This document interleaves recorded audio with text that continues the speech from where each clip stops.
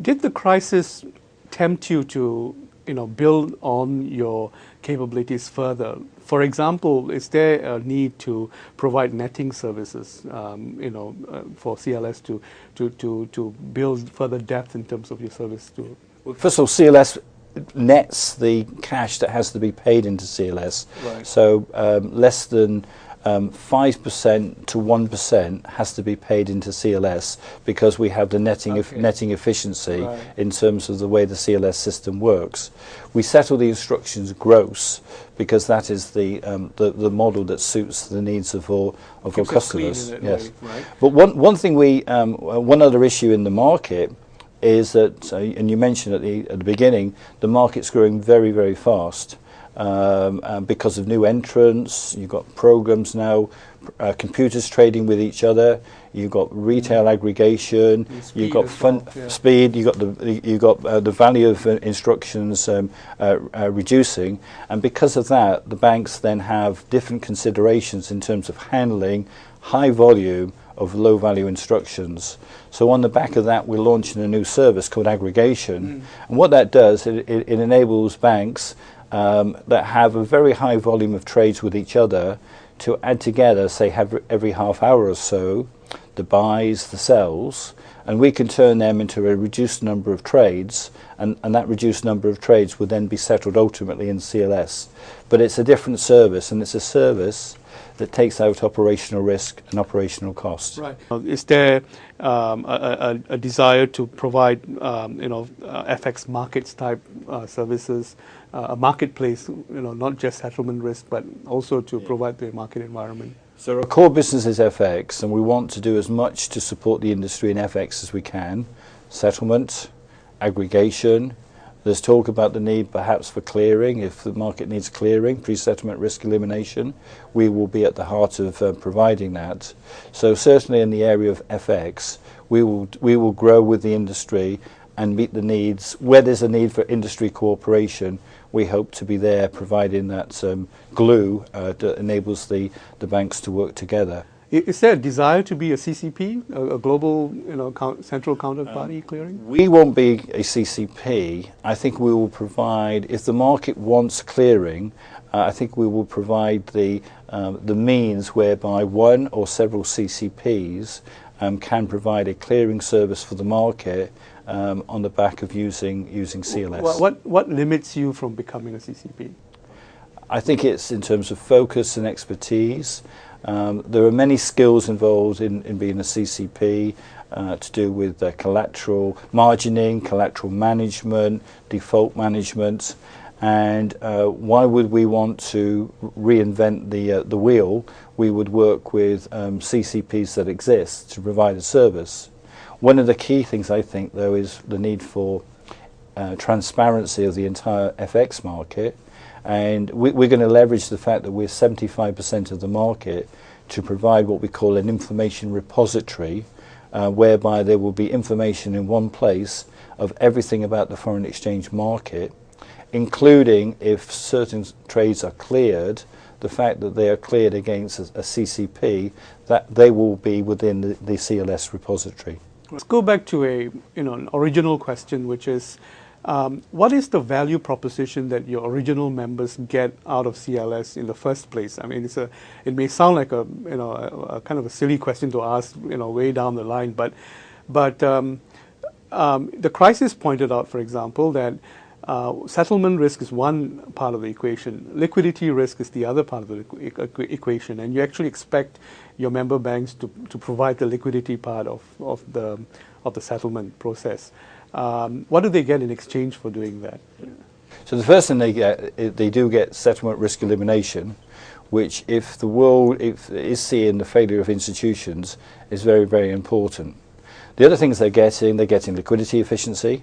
So I mentioned 1 to 5% has to be paid into CLS. That gives a lot of efficiency for the market. Operational efficiency, with taking out operational risk, operational cost. There's no such thing as a failed instruction within CLS. We've also provided the means for the market to grow, very automated environment, and the CLS infrastructure is very scalable, so we can see the ebbs and flows of business. We can see 50% growth in volume, and then we can see contraction, and it's all managed very effectively by CLS. Right. So is your real competitor the bilateral trades that still take place? I mean, correspondent banking and so on is still a good percent. The real potential competitor was the fact that the very big banks who are doing a lot of trades with each other could net their flow.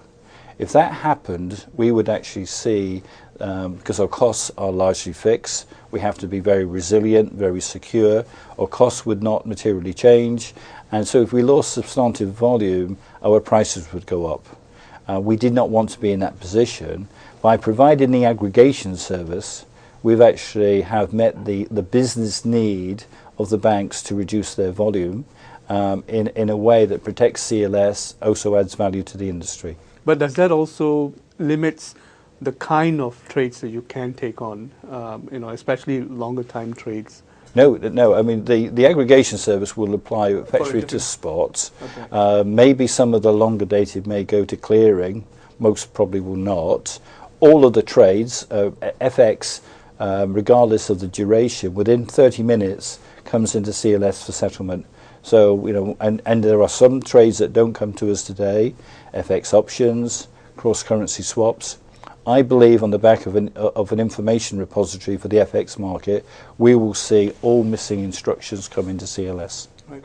Give us a sense of some of the business development work that you're probably spending your time on. I take it that you travel to all of the different countries and talk to the to the RTGS players there to try and provide linkages and so on. What is the essence of the conversations that are taking place at that level? Yes.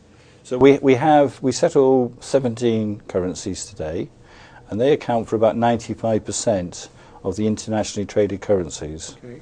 We have discussions with a number of currencies and countries that will come within CLS in the next couple of years. And our objective is to extend the coverage of CLS to include all currencies that can meet our criteria.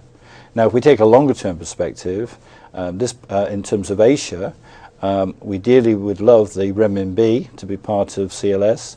We dearly would love the rupee to be part of CLS.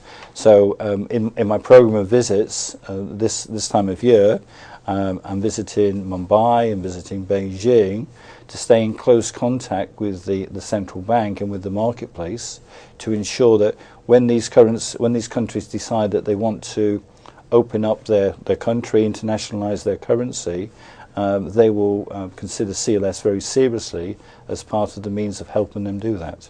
Now, also given the fact that these are large countries and potentially both the domestic forex trade as well as the international trade are going to be very large, if not already very large. There's also the sense to be protectionist about, yes. What is your sense of what's happening in these large countries, these large emerging countries? How long do you think that they will take before they liberalize their currencies for, to participate in CLS? I think all the regulatory authorities, central banks, will want to take their time in opening up their economies to the internationalization of their currency. They won't want to be in a position they lose control, or that they start in a policy and would have to reverse it. So I think there's going to be a degree of caution, particularly when they look back on 2008 and they look at what's happened elsewhere in the world, and many of these countries have been protected from that. They will say that there's no rush to internationalize my currency and take the risk.